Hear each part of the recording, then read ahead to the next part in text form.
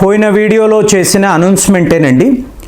12వ తారీఖు, 13వ తారీఖు, 14వ తారీఖు ఈ నెల నేను తపస్థలి అనబడే ఆశ్రమంలో, ఇది ఎక్కడ ఉంది అంటే విజయవాడ ఏలూరు సమీపంలో ఉండే మీకు రావిచెర్ల అనబడే గ్రామము. సో ఇక్కడ 3 days డయాబెటీస్కి సంబంధించిన ఒక ప్రోగ్రాం ఉంటుంది.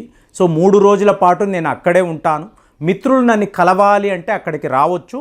మీకు ఫోన్ నెంబర్స్ కూడా ఇస్తున్నాను.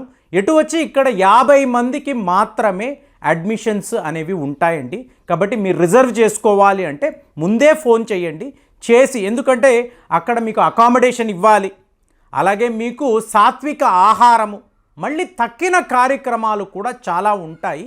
కాబట్టి మీరు అడ్మిషన్స్ అనేవి తీసుకొని అక్కడికి రండి, మనం కలుద్దాం. ఇప్పుడు మా ఆఫీసులో రెగ్యులర్ బేసిస్లో కొంతమంది మిత్రులను నేను కలుస్తూ ఉంటాను, అంటే వస్తూ ఉంటారు.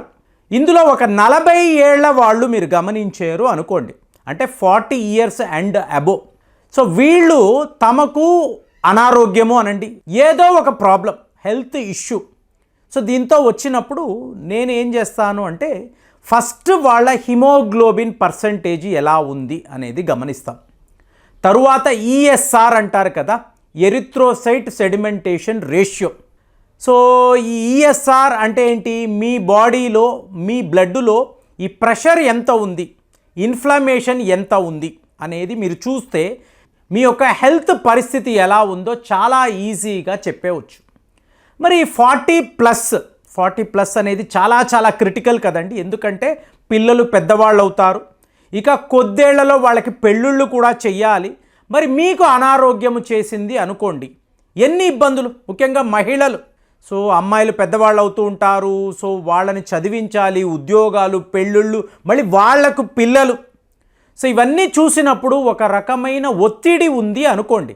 40+ వాళ్లకు ఒత్తిడి ఉంది అంటే ఇది చాలా పెద్ద సమస్య. సో ఇదంతా గమనిస్తున్నప్పుడు వాళ్ళు చెప్తున్న ప్రాబ్లమ్స్ ఇప్పుడు ఎలా ఉంటుందంటే, ఈఎస్ఆర్ అన్నాము అనుకోండి, ఎరిథ్రోసైట్ సెడిమెంటేషన్ రేట్ లేదా రేషియో మీకు 25+, 30+ ఉంటుంది. సో ఆటోమేటిక్గా వీళ్ళు నడుస్తున్నప్పుడు వీళ్ళకి ఒక రకమైన నొప్పులు, ఒళ్ళు నొప్పులు, బద్ధకము, ఫేటిగ్యూ, అలాగే వీళ్ళు నిద్రపోతున్నారు అంటే సరిగ్గా నిద్ర పట్టదు. సో ఇదంతా 40+ వాళ్ళకి వస్తున్న సమస్యలు. మరి ఎక్కడ ప్రాబ్లం ఉంది?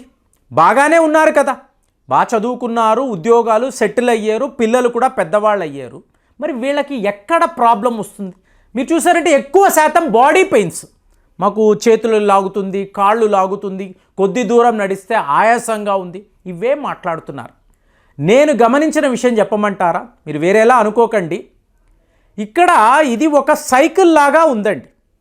ఇప్పుడు నన్ను పర్సనల్గా తీసుకున్నారు అనుకోండి, మా నాన్నగారు ఒక మాట చెప్పేవారు, నిన్ని కన్నాము, చదివించాము, 21 ఏళ్ల వరకు నీకు ఏం కావాలో మేము చెయ్యగలిగాము.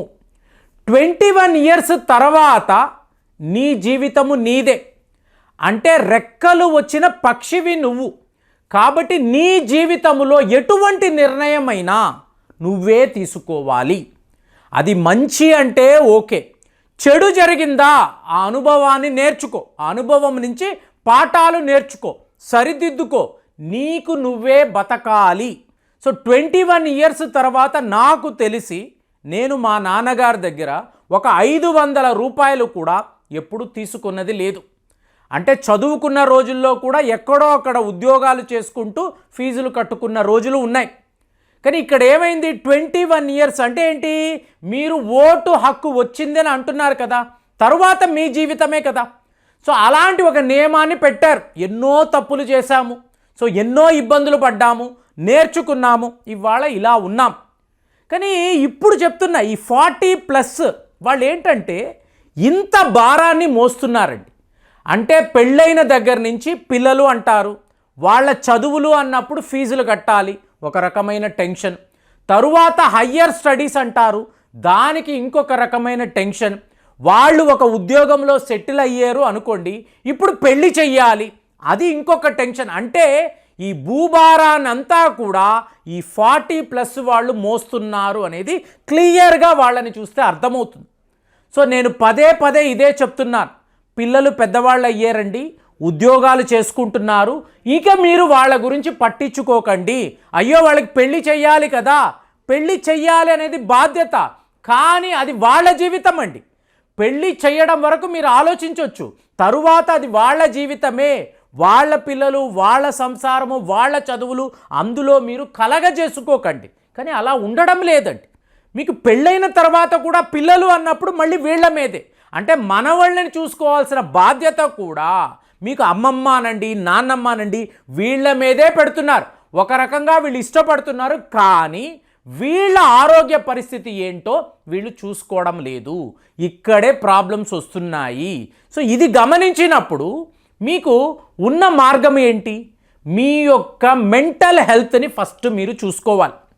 మెంటల్ హెల్త్ విషయంలో తేడా అయ్యింది అంటే ఆటోమేటిక్గా మీ బాడీకి సంబంధించిన సమస్యలు వస్తాయి. ఏం చెయ్యాలండి? మార్గం లేదు కదా.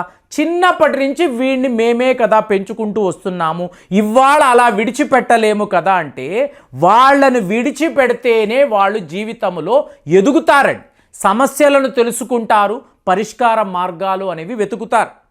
సో ఇప్పుడు వైద్యులు అన్నారు అనుకోండి, వాళ్ళు ఏం మాట్లాడతారు? మీకు పలానా సమస్య వచ్చిందండి, దీనికి ఈ ఆపరేషన్ చెయ్యాలి, ఈ మందులు వేసుకోవాలి, ఇలా జీవితాంతం మీరు వాడుతూనే ఉండాలి, సింపుల్గా చెప్పేస్తున్నారు. మరి ఈ భారాన్ని మోస్తూ, కుటుంబ భారాన్ని మోస్తూ ఎంతలాంటి ఇబ్బందులు వీళ్ళు ఉంటున్నారంటే ఇప్పుడు ఏంటి మా జీవితం, మేము ఏం చెయ్యాలి అనే ఒక కన్ఫ్యూజన్. సో ఇప్పుడు ఈ కన్ఫ్యూజన్ నుంచి బయటపడాలి అంటే ఏంటి? మీ ఈఎస్ఆర్ని మీరు 15 బిలో తెచ్చుకోగలగాలి, హిమోగ్లోబిన్ని పెంచుకోగలగాలి. సో దీనికి మెంటల్ హెల్త్ ఎంత ఇంపార్టెంటో మీ డైటరీ సిస్టమ్ కూడా చాలా చాలా ముఖ్యము. కొన్ని అతి ముఖ్యమైన సూచనలు వైద్య నిపుణులు ఇస్తున్నారండి. అంటే మీరు ఒక లెవెల్లో స్ట్రెస్గా ఉన్నారు మీకు తెలియకుండానే, కాబట్టే మీరు ఒబేస్ అయిపోతున్నారు, చాలా చాలా లావుగా ఉంటున్నారు, నీరు చేరిపోతుంది, ఎక్కడ పడితే అక్కడ ఫ్యాట్ అక్యుములేషన్ అనేది పెరుగుతుంది. ఇలాంటప్పుడు వైద్యులు ఇచ్చే ఒక అద్భుతమైన సలహా, ఇప్పుడు మనం ఏం మాట్లాడతాం, చిన్నప్పుడు స్కూలు బయటికి వచ్చేమో అనుకోండి, ఎటు చూసినా కూడా నేరేడు పళ్ళు కనిపించేవి. సో మన ఇంటికి వెళ్ళినప్పుడు అమ్మ ఏమనేది, ఎక్కడ నాలిక చూపించు అంటారు. ఆ నాలిక మీద రంగు ఉంది చూసారా, దానిని చూసేసి ఆహా నేరేడు పండు తిన్నావా, ఆ నేరేడు పండులో రంగు ఉంది చూసారా, ఇది యాంథోసైనిన్ అనబడే ఒక అతి ముఖ్యమైన ఎలిమెంట్ అండి, యాంథోసైనిన్ అంటారు. సో ఎప్పుడైతే నేరేడు పండు అనేది 40+ తర్వాత మీరు తీసుకోవడం మొదలు పెడతారు, మీకు షుగర్ రోగము అనేది రాదు. అంటే ఇది అందరూ చెప్పేదే కదా అంటే అలా కాదండి. కొన్ని పళ్ళు, కొన్ని కాయగూరలు, వీటి విషయంలో 40+ ఉన్నవాళ్ళు ఎలాగైతే మీరు షుగర్ అనబడే ఈ అతి ముఖ్యమైన ఒక విషయాన్ని మానేస్తారో, అలాగే సాల్ట్, అంటే మీకు ఒక రోజుకి 4 గ్రామ్స్ మాత్రమే సాల్ట్ అనేది తీసుకోవాలండి. కానీ మామూలుగా మీరు చూసారనుకోండి 8 గ్రామ్స్ ప్లస్లోనే మనం ఉంటాం. ఎందుకు? ఇవాళ మన ఇళ్లలో వంటలు చేసుకోవడం మానేసి ఎక్కడ పడితే అక్కడ తినడము, అక్కడ హై లెవెల్ ఆఫ్ సాల్ట్ అనండి, షుగర్ కాన్సన్ట్రేషన్, ఇది మనకు రోగాలను తెచ్చిపెడుతుంది. ఆల్రెడీ బరువు బాధ్యతలు, ఇందులో ఇలాగ అనారోగ్యం చేసినప్పుడు మీకు చాలా సమస్యలు. అలాగే చూడండి, ఈ దానిమ్మ అంటారు చూసారా, ఈ స్ట్రెస్ గురించి, వీళ్ళందరిలో ఉన్న ప్రాబ్లం 40+లో ఉన్నవాళ్ళు షుగర్ మానేయండి, సాల్ట్ మానేయండి, ఈ మసాలాలు అనే వాటికి దూరంగా ఉండండి అని వైద్య నిపుణులు చెప్తున్నారు కదా. మరి దగ్గరలో ఉండాలి అన్నప్పుడు ఈ దానిమ్మ చూడండి, ఈ దానిమ్మలో మీరు రంగు చూసారో అనుకోండి, ఇదేనండి హిమోగ్లోబిన్. హిమోగ్లోబిన్ తగ్గిపోయే వాళ్ళే ఎక్కువగా వస్తున్నారు. మరి హిమోగ్లోబిన్ పెరగాలి అంటే దానిమ్మను మీరు రెగ్యులర్ బేసిస్లో తీసుకున్నారు అనుకోండి, హిమోగ్లోబిన్ పెరగడము కాదండి, క్యాన్సర్ లాంటి రోగము నుంచి మిమ్మల్ని ఇది బయటపడేయగలదు. దాని రంగును చూడండి, హిమోగ్లోబిన్ అన్నప్పుడు ఎర్ర రంగులో ఉంటుంది, దానిమ్మ కూడా ఆల్మోస్ట్ రెడ్ కలర్లో ఉంటుంది. కానీ ఇందులో ఉండే పోషకాలు వీటన్నిటికీ మించి ఏంటంటే మీ మూడ్ని చాలా చాలా ఆనందంగా, ఆహ్లాదకరంగా దానిమ్మ ఉంచగలదు. అలాగే క్యాన్సర్కి అతి ముఖ్యమైన పండు మస్క్ మెలాన్ అంటాం, కర్బూజా అంటాం. సో దీనిని రెగ్యులర్ బేసిస్లో తీసుకున్నారు అనుకోండి, మీరు క్యాన్సర్ని అరికట్టగలరు. ఇది నేను చెప్పడం లేదు, వైద్య నిపుణులు చెప్తున్నారు. అంటే మీ సెల్స్లో ఉండే ఒత్తిడి, ఇప్పుడు నీ వీడియోలో టాపిక్ అంతా ఏంటి, మీకు ఉండే స్ట్రెస్ లెవెల్స్, టెన్షన్స్, ఒత్తిడి, ఇదే మీకు ఈఎస్ఆర్ని పెంచుతుంది, హిమోగ్లోబిన్ని తగ్గిస్తుంది. కాబట్టి ఒక దానిమ్మ అనండి, అలాగే కర్బూజా అనండి, వీటిని రెగ్యులర్ బేసిస్లో మీరు తీసుకోవడంతో మీకు స్ట్రెస్ లెవెల్స్ తగ్గడమే కాదు, క్యాన్సర్ లాంటి రోగాలు కూడా దరిదాపుల్లోకి రావు అని చెప్పి ఇవాళ ఎక్స్పర్ట్స్ చెప్తున్నారు. 40+ వాళ్ళు ఇలాంటి ప్రెషర్లో ఉంటున్నారు. దయచేసి అలా ఉండకండి. మీరు 40 టచ్ అవుతున్నారా, కొన్ని విషయాలను పక్కన పెట్టండి, కొన్ని విషయాలను దగ్గర చేర్చుకోండి. ఇదే మీకు శ్రేయస్కరము. ఇదైతే నేను 100% చెప్పగలను. మరి 40+లో ఉన్నవాళ్ళు మీకు ఎలాంటి టెన్షన్స్ ఉన్నాయి, దీని నుంచి బయటపడడానికి మీరు ఎలాంటి మార్గాలను ఎంచుకుంటున్నారు, దయచేసి కామెంట్స్లో రాయండి. మళ్ళీ వచ్చే వీడియోలో కలుద్దాం. జై హింద్.